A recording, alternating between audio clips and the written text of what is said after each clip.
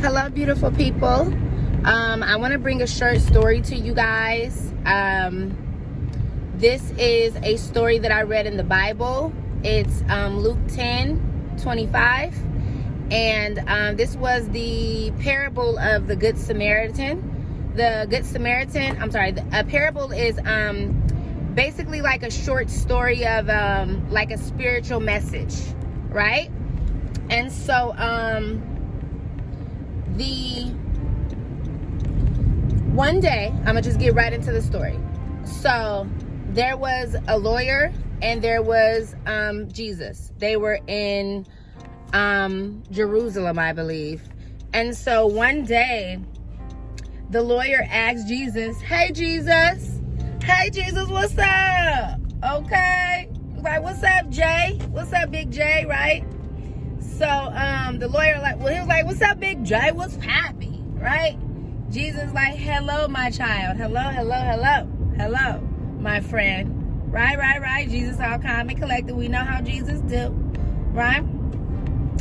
So the lawyer said, Jesus, what do I need to do in my life in order to live an eternal life?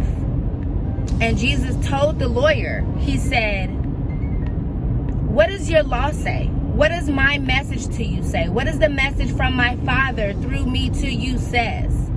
And the lawyer said, well, love God with all my mind, body, and soul, and treat my neighbor as if they were myself. And Jesus said, yeah, absolutely, you got it. That is absolutely right. If you do this, you will have eternal life. And so the lawyer said, okay, I get it. Like, I understand I'm supposed to love God with my mind, my body, my heart, my soul, with every ounce of me. I know. And I'm supposed to love my neighbor too. But who is my neighbor? You know, who is my neighbor? You know, is it the person I'm next door with? Is it the person up the street? Is it the homeless man on the side? Who is my neighbor? And Jesus says, okay, this is one thing about Jesus. Jesus doesn't automatically just answer. Okay, Jesus doesn't hit you with, hey, Jesus, who is this? And give you an answer right away. Jesus does not work that way. So the way that Jesus works is he likes to tell stories. So this is where the parable comes in, because we're about to hear the parable from Jesus's mouth about the Good Samaritan. So the lawyer said, who is my neighbor? And Jesus says, one day, there was this man walking down the street, and he was minding his own business. And then the next thing you know, he ran across some thieves. It was some scammers, okay? It was some scammers and stuff around him, right? And so he ran into the scammers. They beat up the dude, robbed him. They even cut him up real bad, okay? So this is the story that Jesus is telling the lawyer.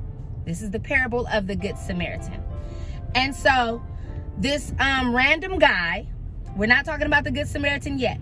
The random guy, he get beat up by the scammers. They beat him up. He cut real bad. They rip his clothes. He probably laying there butt naked, bleeding, almost dying. So they left him there to die. Okay, 5 minutes pass by. The scammer's gone. They leave. A couple minutes pass, and you see a pastor walking down the street.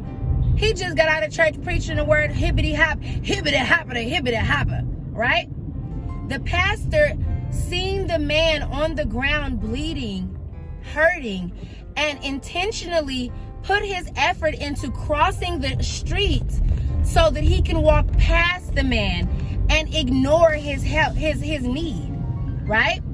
So you know how you see something on one side of the street, for instance, because me, when I was little, I would walk home by myself. But my mom would always tell me, watch your back. And so if I seen something faulty on one side of the street, I would take it upon myself to cross over to the other side so I don't run into whatever faulty is up ahead of me.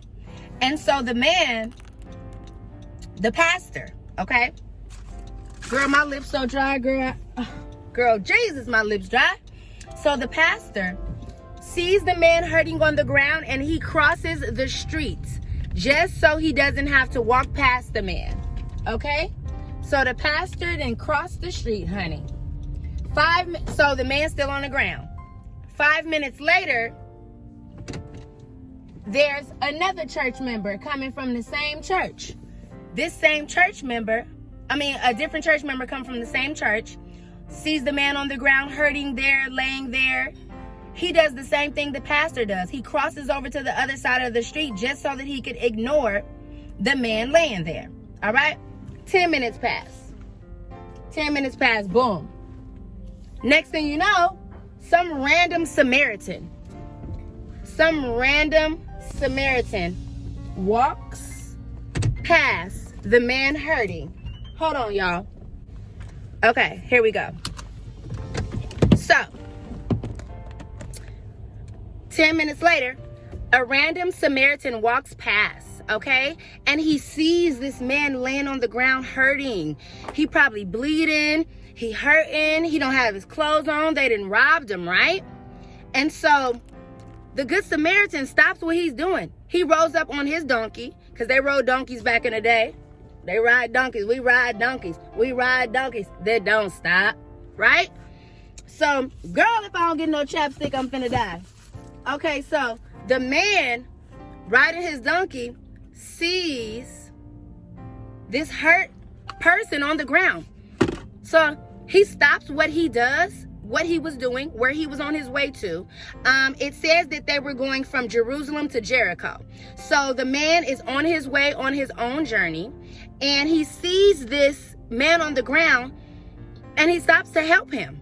Some random Samaritan, not a person out the church, okay? Because mind you, the two church people, they passed him up. They ignored him. They crossed over to act like they didn't see him, okay? So the two churchmen passed him up. The random man stopped to help him. He picks up the man and put him on his donkey, carries him to the nearest hotel, motel, okay? Hotel, motel, holiday inn. He takes him to the nearest hotel. He gets some wine that he had and some olive oil, and he starts to pour that on top of the man's wound. So I'm assuming he did this because the wine is to cleanse the wound, and the olive oil is to aid it, to help it. Okay, right? We got that.